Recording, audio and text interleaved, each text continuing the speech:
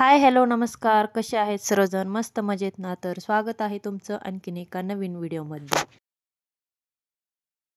येळकोट येळकोट जय मल्हार. तर आज आहे चंपाषष्ठी आणि आम्ही आलेलो आहोत खंडोबाच्या दर्शनासाठी. आमच्या इथे खंडोबाचं मंदिर आहे आणि आज चंपाषष्ठी असल्यामुळे इथे खूप मोठी यात्रा भरते. तर हे आहे मंदिर, खूप छान असं टुमटुमीत हे मंदिर आहे. तर इथे आम्ही दर्शनासाठी आलेलो आहोत.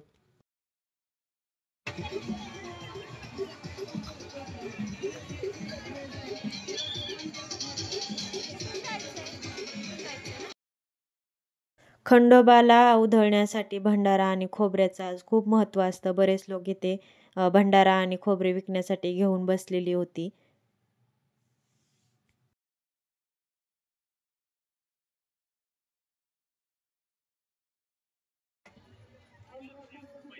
ही षष्टी मार्गशीर्ष शुद्ध षष्टीला येते. चंपाषष्ठीला स्कंद षष्ठी असं देखील म्हणलं जातं. मार्गशीर्ष महिन्यातल्या पहिल्या दिवशी जेजुरीचा खंडोबा अर्थात मल्हारी देवाचे नवरात्र सुरू होते. खंडोबा हे महाराष्ट्राचं म्हणजे आपलं कुलदैवत आहे. बरेच लोक खंडोबाचेही म्हणजे देवीच्या गटाप्रमाणे घट बसवतात. आमच्याकडे काही घट बसवले जात नाही, परंतु बरेच लोक बसवतात. खंडोबाचे हे घट 6 दिवस बसवले जातात आणि षष्टीला त्याचे उद्यापन केले जाते.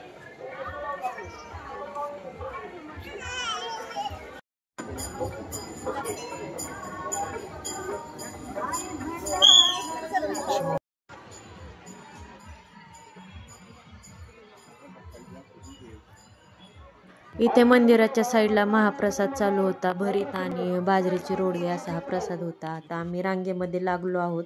दर्शनासाठी बराच वेळ लागणार होता कारण बरीच गर्दी होती आज. षष्ठी का साजरी केली जाते याच्या मागची कहाणी म्हणजे या दिवशी आपल्या शंकरांनी मार्तंड मल्हारीचा अवतार घेऊन मणी आणि मल्ल या 2 राक्षसांचा पराभव करून त्यांचा वध केला होता. या जल्लोषाचा उत्सव आपण तळी भंडारा उचलून किंवा भंडारा उधळून साजरा करतो.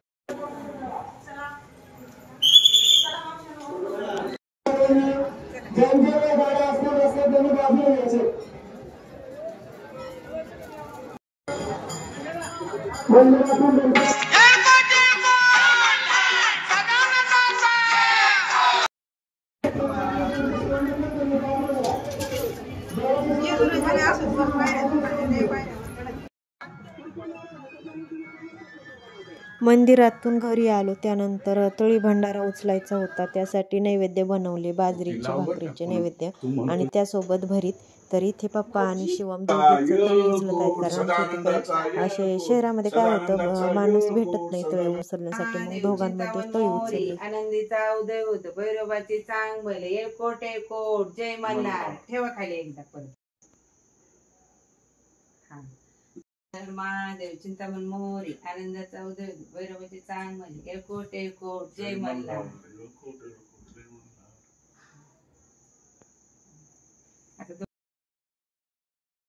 महादेव चिंतामण मोर्या, आनंदाचा उदय होतो, भैरवाची चांग भले, येळकोट येळकोट जय मल्हार, येळकोट येळकोट जय मल्हार. लिंकरा